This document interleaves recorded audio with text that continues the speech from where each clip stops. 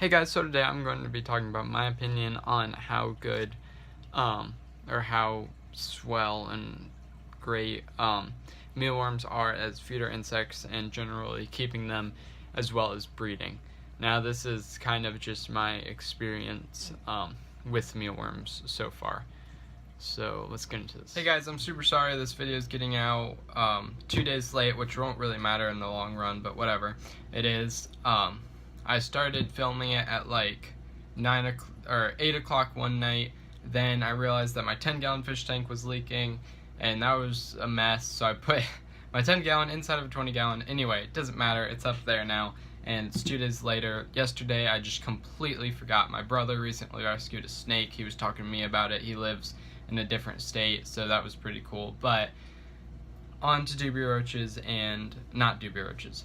Darkling beetles and mealworms. Now, I really should be calling them mealworm beetles because darkling beetles is like the species. I talked about this in the last video. So, like superworms are darkling beetles. In the hobby, they're called Mario beetles because Mario is part of their scientific name. And, I don't know how to pronounce the mealworm scientific name, but it doesn't really matter. The mealworm beetles, I personally think that first of all, when it comes to breeding, I've successfully bred them, but I mean, I've bred them, maybe not so successfully. I ended up with less than I started with, but I was trying to breed them, but I kind of got impatient, put them in terrarium, most of them died. Some of them lived, reproduced, and I have some of those babies now that are now darkling beetles that I'm hoping will pass on, some mealworms that I'll get from them, just because that would be really cool to film and everything. So right now I have 2 darkling beetles, or again, mealworm beetles. I'll get them over here.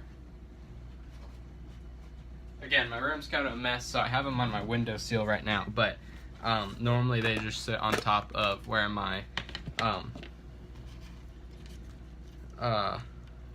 dubia roaches are. Now, personally, I think that these are really cool to keep because, like, unlike dubia roaches, which are another feeder insect that I've worked with, they don't like creep me out.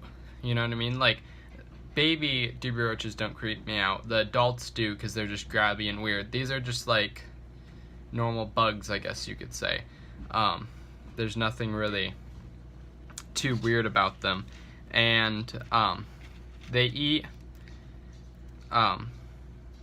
just eat lettuce or fresh vegetables or fruit, more fruit when they're mealworms, but they're really easy to keep and they're just kind of cool to have.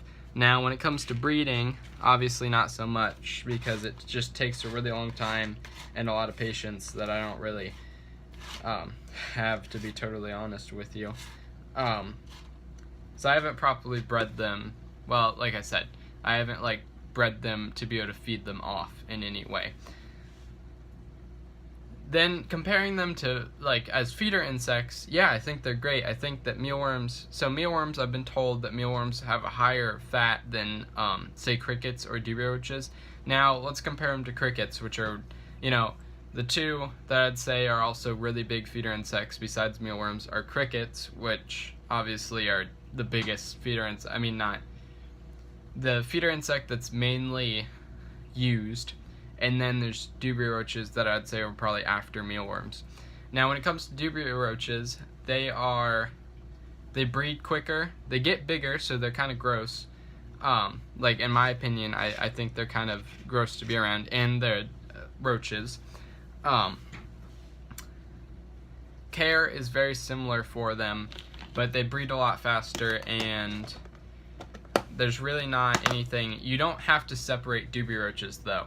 I've read that you have to separate darkling beetles because the beetles will chew on the pupa, which are the form in between mealworm and beetle, and they'll eat the baby mealworms, I think.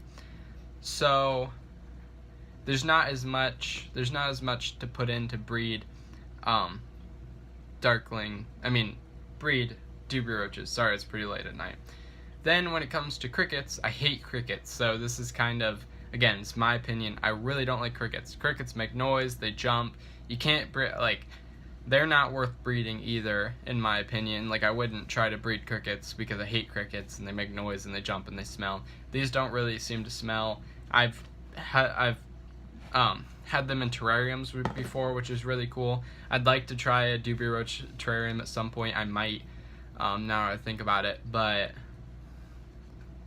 yeah, that's pretty much it. Now, dubia roaches are better to feed to your animal than mealworms, and so are crickets, but mealworms can be enticing. So if you get a new animal that you can't really get it to eat, it might like the fact that it moves around.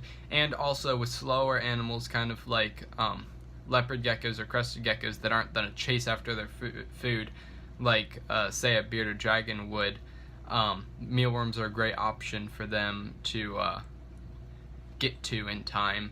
And in my opinion, when you have an animal that eats feeder insects, you should always like hand feed it, not necessarily by hand, but if you know what I mean. Never leave the insect in the cage, which depending on what kind of cage it is, like my iguana has isopods. It doesn't eat any type of insect. It eats bugs, but I've had these in my iguana's terrarium before, and that's where these ones were actually born. So, yeah. Hope you guys enjoyed this video. If you did, like it down below. If you have any comments or concerns, put in the comments below. And if you want my content, then subscribe. Have a fantastic day, and I'll see you in the next video. Again, sorry for getting this video out late, and have a fantastic day.